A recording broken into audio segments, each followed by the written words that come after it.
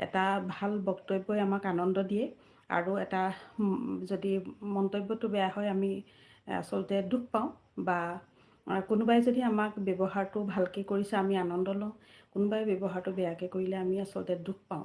সুখ দুখ আচলতে আমি তাৰ ওপৰত নিৰ্ভৰ কৰি চলি আছোঁ, কিন্তু সেইটো কথা আচলতে নহয়। আমি আচলতে আনৰ ওপৰত সুখ আৰু দুখ নিৰ্ভৰ কৰাটো ভুল কথা। আমি সদায় নিজৰ শৰীৰটোৰ কথা চিন্তা কৰিব লাগে, কাৰণ আমাৰ শৰীৰৰ এটা অংগইও যদি আমাক লগ এৰি দিয়ে তেতিয়াহ'লে আমাৰ সুখ কিন্তু সকলো শেষ হ'ব। সেইবাবে আনে মন্তব্যটো ভালকৈ কৰক বেয়াকৈ কৰক বা আমাক ব্যৱহাৰ কোনোবাই ভালকৈ কৰক ব্যৱহাৰ বেয়াকৈ কৰক, সেইখিনিৰ ওপৰত আচলতে আমি চকু নিদি আমি সদায় নিজৰ ওপৰত আচলতে ফ'কাছটো কৰিব লাগে। নিজে কেনেকৈ